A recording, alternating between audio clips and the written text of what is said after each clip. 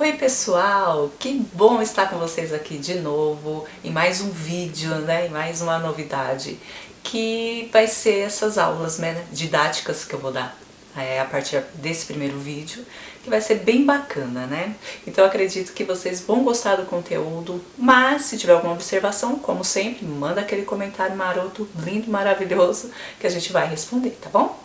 Então, gente, o que eu sempre ouço por aí não, né? Eu tenho algumas páginas que eu acompanho e as pessoas têm muita dúvida em relação a enredo, né? Como fazer um bom enredo, uma boa trama, construir uma bela de uma história. Então, eu eu sempre começo pela caracterização do personagem.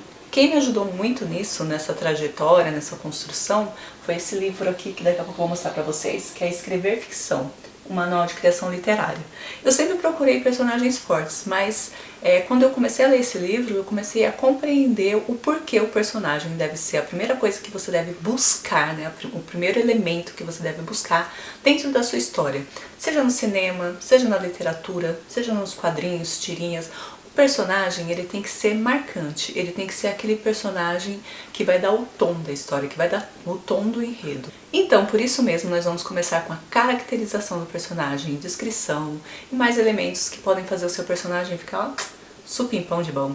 Então, vamos lá? Bora comigo? Mas antes, vamos badalar esse sininho pessoal para vocês acompanharem essas aulas que eu vou estar dando aqui, né? Aulas assim, aprendendo também junto com vocês, junto com as dúvidas que vocês forem levantando. Então, né? Bora lá? Vamos lá? Vamos começar esse vídeo? Simbora!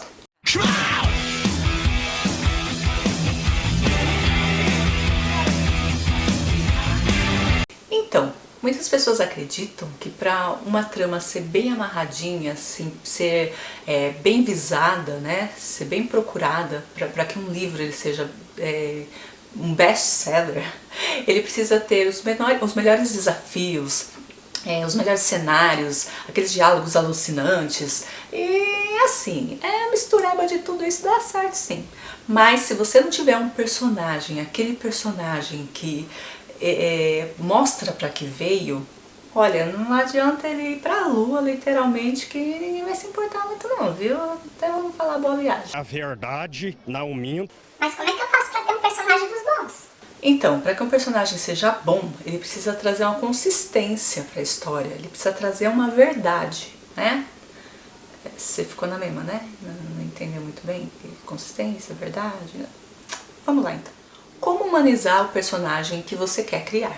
Quando eu falo de humanizar o personagem, eu digo de trazer características, né, temperamento, comportamento que seja inerente ao ser humano, né? Como, por exemplo, o que nós podemos observar no personagem. Comportamento diante dos conflitos, caráter, temperamento, diante dos desafios, né? Temperamento diante dos desafios que vai ser colocado diante dele durante essa trajetória que ele vai seguir na sua história. Interação com o meio social que ele vive, né? Com o meio que você o inseriu na sua história.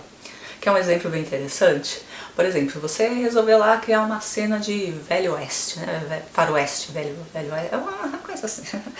E você foi lá e pegou, né, aqueles caras lá, aqueles cowboy, aqueles faroeste, aquela coisa bonita, né? Mas de repente começa a tocar lá um K-pop e ele dança. Ele está inserido nesse ambiente popular.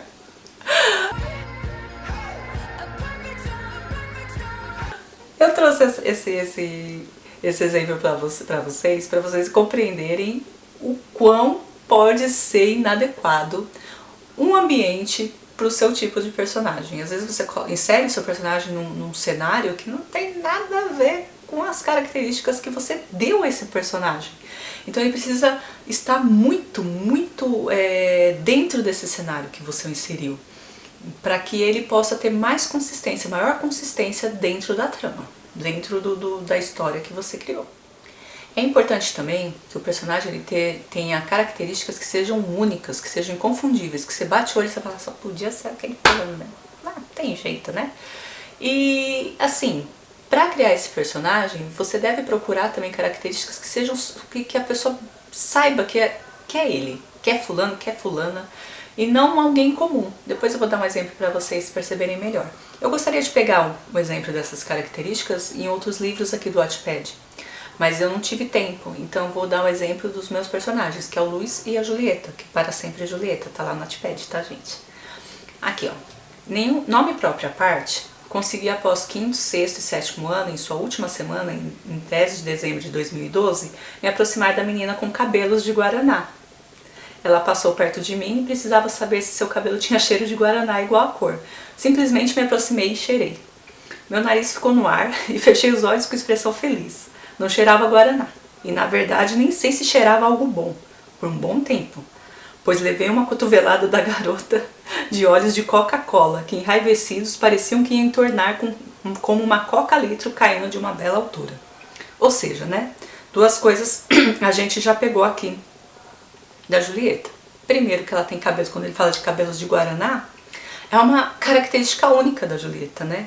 Ter cabelos que lembram o guaraná, né? Não sei se ele foi cheirar porque ele atribuiu que poderia ter o cheiro, mas a cor é algo específico dela, então mostra de uma forma diferenciada o quanto ela é diferente, o quanto ela é única para ele. E quando ele fala de Coca-Cola, ele quer dizer que ela é explosiva, ela tem um temperamento explosivo, né? Tanto que ela dá um soco do menino, né?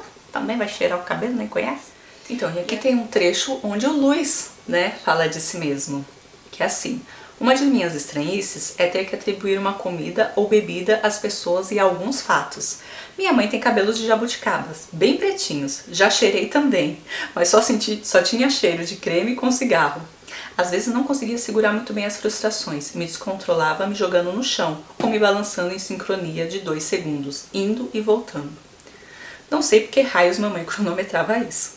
Até me estabilizar, e alguns toques em relação a alimentos e alguns tecidos, além de alergias 1000. Então aqui vocês podem perceber, o Luiz ele tem Asperger, né? Que é um tipo mais leve de autismo.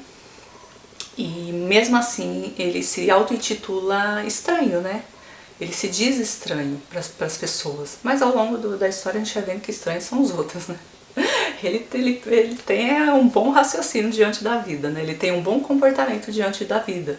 Ele é uma pessoa que consegue passar pelos desafios, mesmo do jeito dele, mesmo ele buscando, né, formas diferentes de ultrapassar as barreiras, os desafios que ele vai passando na vida dele.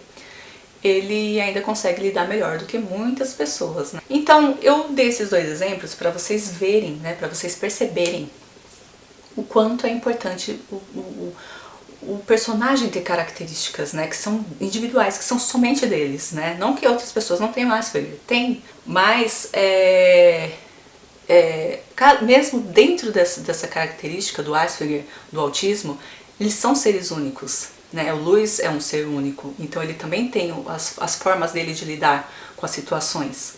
Então, um dos toques dele é ter que atribuir um alimento, né, uma bebida às pessoas. Então, às vezes você vê ele falando cara de pepino, umas coisas bem assim, né, bem bacanas.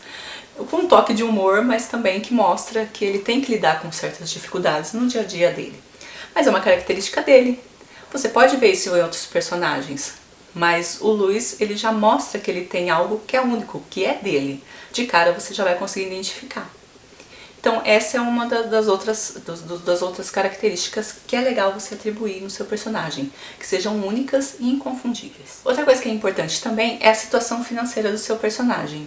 Né? Situação financeira, meio onde ele vive, amizades que ele possui, acrescenta ou não acrescenta na história?